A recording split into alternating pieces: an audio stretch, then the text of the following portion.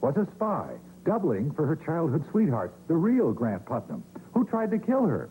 The DBX, her husband's spy organization, also wanted Celia dead, so they left a scorpion in her bed, tried to electrocute her with her own hairdryer, had 2 Darth Vader types try to run her down on motorcycles, had her kidnapped, held her hostage, had her drugged, and that's only the first year. Now, Celia has divorced her husband and is smitten with the irresistible charms of her latest suitor, Jimmy Lee Holt, who just happens to have bought her an art gallery, and he also bought her several critics in New York. Welcome a very busy girl, Celia Quartermain Putnam Andrews, almost Holt, Sherilyn Wolter.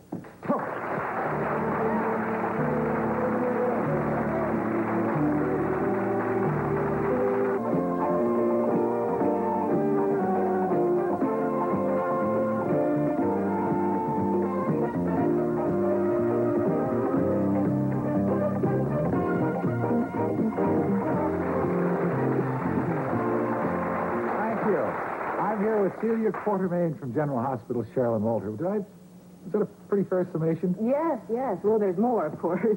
Yeah. That was good. Yeah. It does get involved, intricate.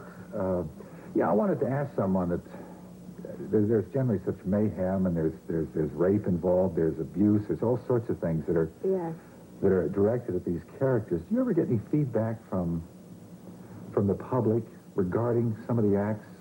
The violent acts that are involved on daytime soaps these days? Boy, that I would think that I would. I've been involved in some of the violent acts and attempted rape and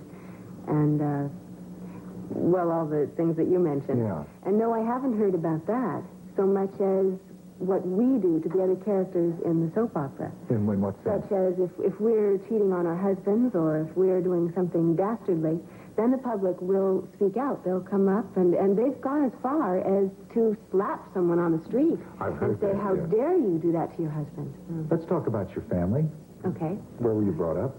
I was brought up in Sacramento. And your mom and dad, are the family still living in Sacramento? Still in Sacramento. Yeah. Mm-hmm. What does your father do? Well, my father's a psychologist, and my mother's a teacher. She teaches French and English and Spanish and physical education at different times, different years. Yeah. Do they have different attitudes about your success? Yes, they do. They have very different attitudes. My father is just thrilled. He would like to be my publicist, except that he lives in Sacramento. And my mother's a teacher, and the Puritan work ethic is very strong in her. And she, for a long time, thought that what I was doing was too frivolous and not being very realistic. That Sherilyn, life is not a bowl of cherries, and you have to do what you think you have to do sometimes, not just what you want to do. So it was very hard to stick to my guns and say, I want to be an actress, and I am going to be an actress, I'm going to make a living, and I feel it's a worthwhile thing. I think that we are mirrors for whoever's watching, the audience, and I think it's an important thing to do. So, but it was tough convincing her. Yeah. Now she likes it because she can see me every day. Yeah. Turn on this TV and... What do you think the audience's perspective or, emotional attachment to daytime shows? They're so popular, and they develop these intense relationships with the characters. Is it living out fantasies, or are we in fact mirroring, I think you alluded to that, mirroring what's going on out there? I think both. I think for some people it's total fantasy. They would never have either the courage or the lack of moral stability to get involved in the things that we get involved in. And they like watching what's going on. Also the children. Junior high school age is a very big age for watching soap operas. And I think our shows, even though we get involved in immoral types of things, there's always a very moral stance about what we're doing. The person who strays is always punished in one way or another. They do. They get their comeuppance. Yes, and I think that it's interesting for kids that age to talk with each other and say, well, what would you do if you were Celia? What would you do if you were Holly? And they can talk about these issues without getting personally involved and say, well, I am thinking about doing this, or I did that. And it's easier to talk about these issues. Yeah, what are some of Sherilyn's goals? What do you want to do after General Hospital? Would you be happy to stay on it as long as you could, or... I would really like to do films. That's my real goal, and I'd like to do some more theater. I started out in theater, just community and local and college theater, I'd like to get back to that. It just occurred to me now you could go back to Sacramento, couldn't you? And be in that theater. Except that I don't sing in front of people yet. Are you taking lessons? I sing in my car a lot, and I'm planning on taking lessons, but I have so many things going on right now, I can't find the time for singing lessons. Now, you are engaged, I believe, to a, Yes. actor-director? Is it Actor, Rolap? production manager. Tom Rolap? Yes. Yeah.